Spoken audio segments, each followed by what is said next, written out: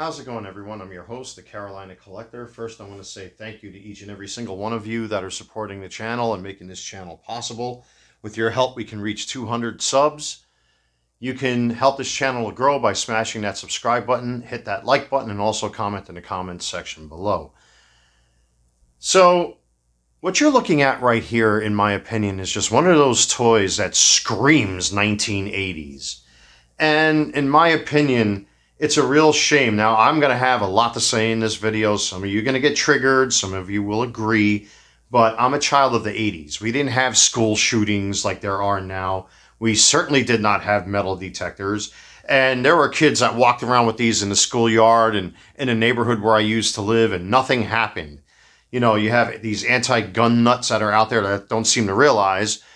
And it kind of holds true for good old Megatron over here, that without a human operator, this thing could not transform. In other words, inanimate objects such as firearms don't shoot themselves. It takes a human being to pick up said inanimate object and utilize it or use it for its functionality as it was designed for. So in other words, you need a person to operate the gun, just like you need a person to transform this toy.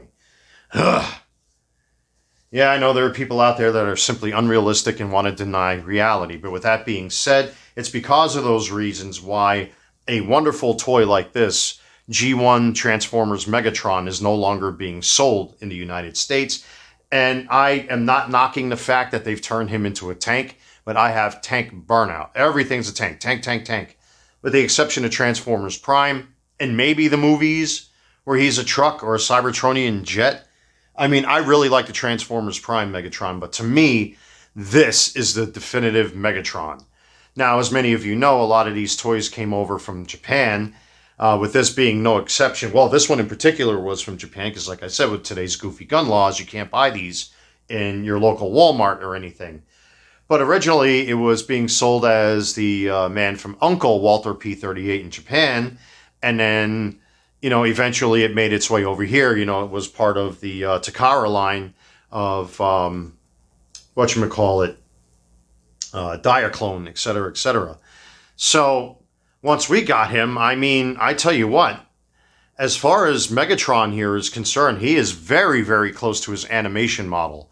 I mean, he has that ugly, ugly grin on his face. He's got the arm cannon, even though it's really hyper-exaggerated here, and it's got some red highlights on the inside of his calves there. Even though he doesn't have the red features on the inside of his waist, still, for the time, the engineering of this toy is quite remarkable. I mean, even though his articulation is limited, you can move his arms up and down and they kind of sway. The toy itself is a little heavy because some of it's die-cast metal, so it takes a little time to get him to stand up on his own. But this is quite a remarkable toy from the time, and I'm very happy to have this in my collection. It's really, really unfortunate that you have to go out of your way to find a Japanese import of this toy because, well, again, like I said, this country is goofy these days with its gun laws and the things that are being pushed on our kids. I think it's a real sin. Again, like I said, I had no metal detectors in school. Nobody was shooting each other in the schoolyard. Nobody was confiscating guns inside, the classroom. It was ridiculous. It's ridiculous and stupid and pathetic, which means it's a failure on today's society, in particular parents, because parents are allowing politics into everything. As far as I'm concerned, you guys should be sending your kids to school with Megatron, as far as I'm concerned. Anyway, let's get him out of the way. We're going to take a look at the box. Now, mine is the 16 special version. This is the box right here. So you can see that beautiful Japanese writing up there. I don't remember when the release date of this was, but there were a lot of these reissued Megatrons at the time that came out. There were also these white box editions that you would pull the pages out of the white box and you can make yourself a book out of all of them. But this one, in my opinion, is the closest one that you'll get to the G1 look. My box is a little beat up, unfortunately, but you see good old-fashioned G1 Megs in all of his arm bazooka beauty. And up on top, just like you would see on most original G1 boxes. Come on, focus. There you go. You can see the very simple transformation. And there's artwork all over this box. But what makes this box remarkable Just like most reissues, that artwork. Look at that artwork. That is typical 1980s glory right there. Now, unfortunately, because this is the Japanese version of this toy, it doesn't have the tech specs. But regardless and despite that, that's fine. So I'm just going to flip the camera back down here. This particular Megatron came with this trading card, which is cool. And then you see all of his, I guess you want to say, statistics and some facts. It's in Japanese, so I have no idea what that says. You have, I guess this is a warranty postcard or whatever this is, again in Japanese, have no idea. Then you have the sticker sheet, and because I chose to keep it as cartoon accurate as possible, I decided not to apply the stickers.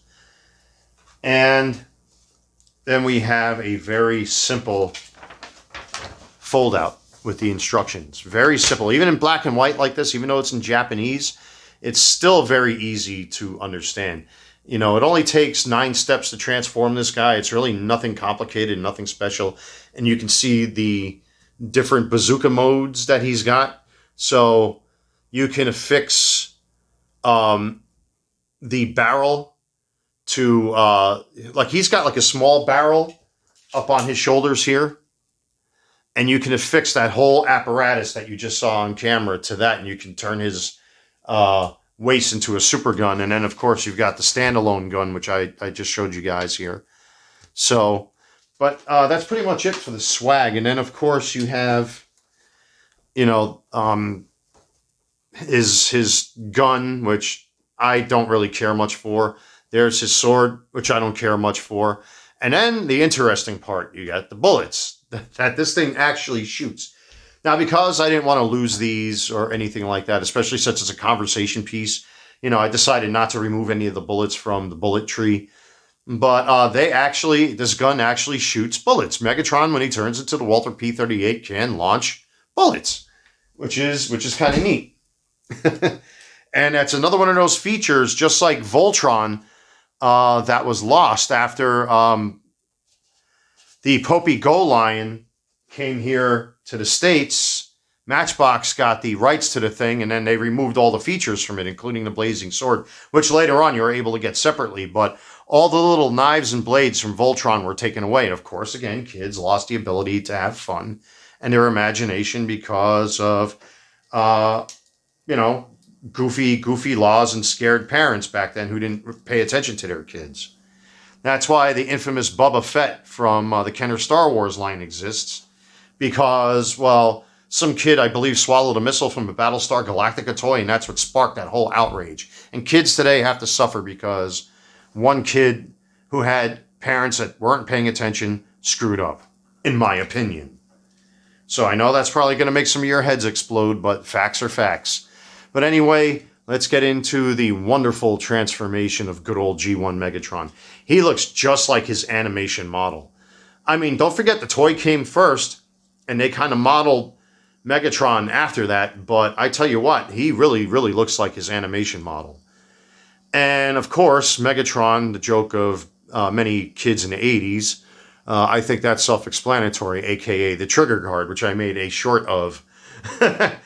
But again, you know, it's a cool toy for the time. So, but like I said, kids weren't shooting each other with guns in the schoolyard in the 80s. We were too busy playing tag and touch football. It's so stupid today. It's really upsetting and ridiculous. But anyway, so you take his arms, you close them up, you fold this whole apparatus back. Now, a lot of him is die-cast metal, so you really got to watch that he just doesn't fling himself around all over the place. Now, you grab this whole apparatus here, you spin it around, push down his chest, his whole head goes back like that. Megatron would be really great at yoga or the conga line. And then you take both of his arms, flip them up, and then usually this happens when one of his fists isn't pushed in all the way. So, all right, there we go. So you snap all that together. You take his head, you push it up there, take his legs, fold them back, make sure the two legs are locked together, push his feet in, push this up, boom. Now you have the miniature version of the Walther P-38. Even like this, when you take off the barrel, which is actually, or his fusion cannon, technically becomes a sight for the gun. So right there, you have his little mini Walther P38 that's not dressed. So now you want to dress him, you take the ion cannon or the fusion cannon, whatever you guys want to call it, and now, and this part always is, of course, I'm on camera, and it's going to fight me. But now you have this really crazy scope for the gun. But you take all of this, break all this down, fold all this up, take that, push it down like that. Like I said, this guy is really, really easy to transform. There's like really nothing to it. Then you take that, you go like so. Okay. And this guy goes like this. So now, once you get all of this set up, you take the stock, you set it up right there behind the pistol grip, and then you take this barrel, slide it over that little miniature barrel, and now you got yourself this incredible Walther P38. Look at that thing. That is amazing. It is absolutely beautiful. And then, of course, you got the old school rub sign right there. Beautiful, beautiful, beautiful gun. What a beautiful toy. And again, you can take those bullets, stick one in there, pull the trigger, and it will shoot, surprisingly. So, but I'm going to transform him back to, his robot mode. And like I said, this thing is fairly simple to transform. So take his legs, pull him down, fold him out. All you got to do is just fold him forward like that, push his feet out. Fairly simple. Grab his head, fold his head down, grab his arms, fold them back. Fold all this out, lift up his chest, spin this around. Now you can put this off to the side just by rolling this barrel around like that and sticking it on his right side, but I don't like doing that because I like them to be cartoon accurate. So you kind of have to force it on his back like this.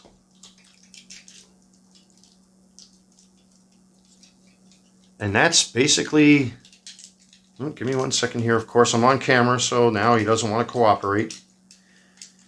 You know what it is? Because it's just the way you have to set this up. All right, there we go. And then you take him, push his arm forward, and then you have to slide his fist out. And that's basically it. There's your Megatron, like you would see in 1980s cartoons.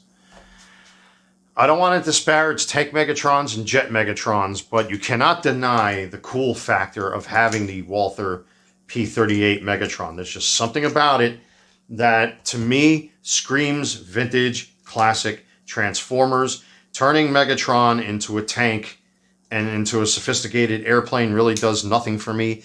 Though I do kind of like the Transformers Prime Megatron, I am just partial to my childhood, and as a result, I prefer to have the old school Megatron. Now, you want to have the Super Bazooka mode. There's a whole bunch of different ways you can configure this thing, but that's the most basic. And his hands do plug in. You could drop the bullets right in there. And of course, this has a firing mechanism too. So if you want to take out some Autobots, you can, or Dinobots, or whatever bots have you. But that's basically it. There's your G1 Megatron, one of the most incredible toys that you could possibly get from the 80s, you know. I'm very happy to have this in my collection. It's quite unfortunate that today kids are being denied their right to their imagination because, unfortunately, you have people out there that don't really know how to control themselves when it comes to firearms. And because of all of the panic mongering and fear mongering that's going on, and all the anti-gun nonsense that's going on, kids are missing out on this. You know, young boys are missing out on this toy, and there are even some of you girls out there, you know, or some of you ladies out there who grew up in the 80s that actually played with your brothers and, you know, your neighborhood friends with Transformers and stuff like that, and you missed out on this too. It's really, really a shame. It's such a shame that they'll release every single Transformer out there, but then, of course, they'll omit a classic like this. And I've seen photos and mock-ups of what Megatron would look like if they were going to try to make it legal to sell here in the United States. And it looks so bizarre because it's so bright yellow and orange, and it just looks obscene and stupid that it would end up being instant landfill. I would love to have one just as a joke, But yeah, so that's pretty much it. There's your old school, old fashioned G1 Megatron. Anyway, guys, thank you so much for checking out my channel. Like, comment, and subscribe. I'm your host, the Carolina Collector. Stay safe, be good, take care of yourself. God bless. And I'll see you soon.